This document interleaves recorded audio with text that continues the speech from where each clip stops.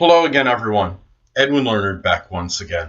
In this YouTube astrological segment, I'm going to be dissertating and talking about Pluto transiting the 7th house in a natal chart.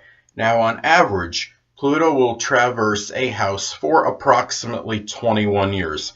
However, if your house size is a little bit larger than average, then Pluto will be in there for a little longer duration.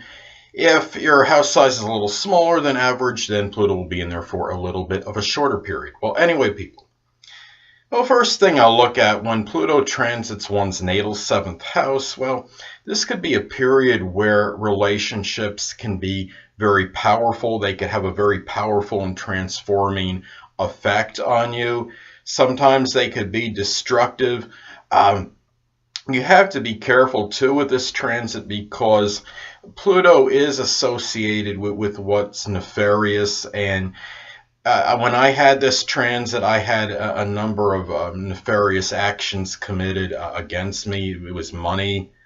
I had somebody forged a check one time. Someone I thought was my friend took a check of mine and did something and did some forgery with it or something and made it out to her, forged my signature, and just a number of people that were taking money from me and not making any effort to return it.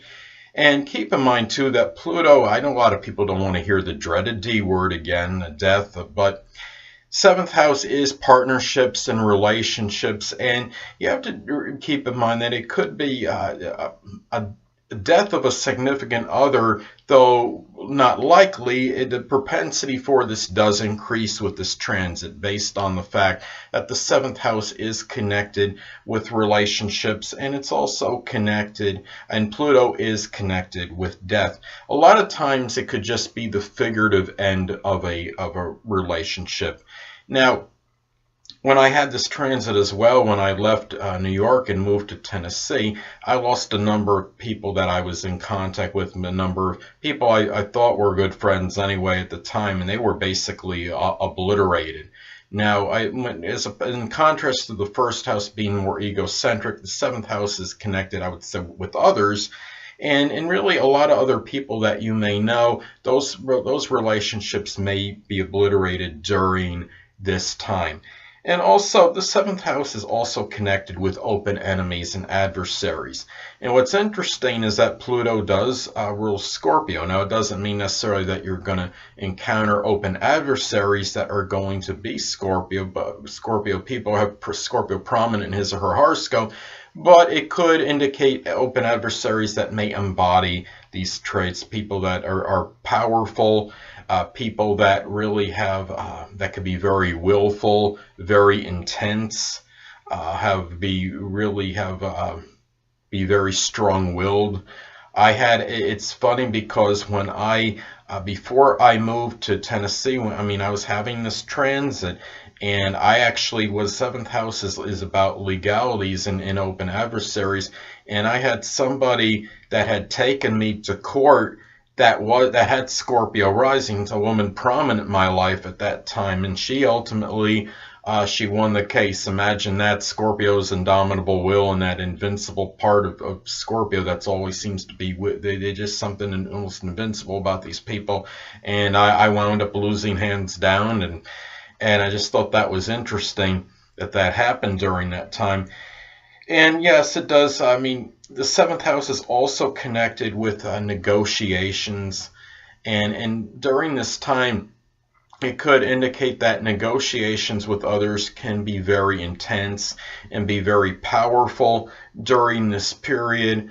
But it could also indicate perhaps the 7th house is also about compromise, so it could indicate perhaps the destruction or obliteration of any kind of negotiation during this time with others. It might be a time where maybe in a lot of instances you may attempt to have some kind of compromise, some kind of reconciliation or negotiation, but it might be difficult because Pluto is about obliteration and about destruction, about endings.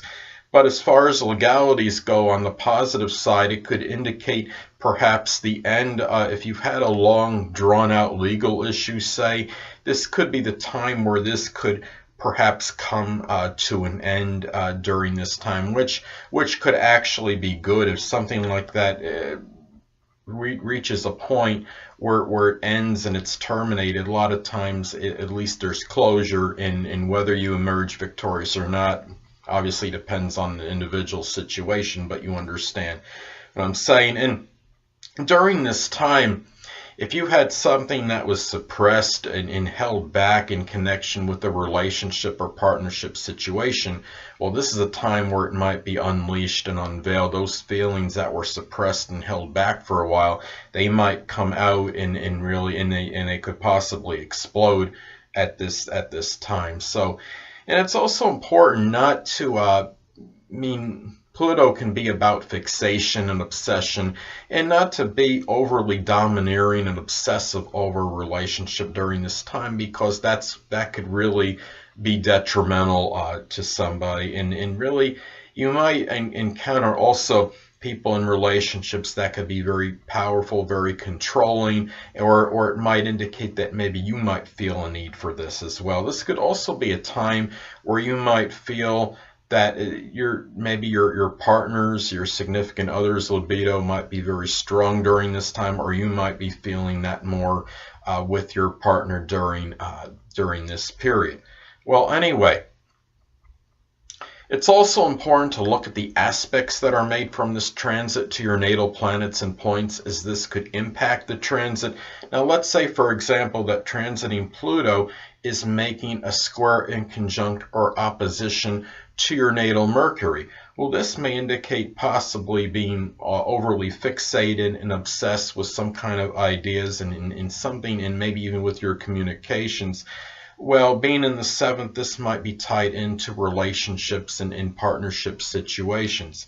Now, let's take another example. Let's say that transiting Pluto is making a conjunction to your natal Venus. Well, this could be a period perhaps of transformation in monetary matters. And being in the 7th, this could be tied in to a partnership situation and might even impact a legal situation perhaps with you. So anyway, people, that'll conclude this YouTube astrological segment for Pluto transiting the 7th house in a natal chart. And stay tuned next time, where I'll be dissertating and talking about Pluto transiting the 8th house in a natal chart.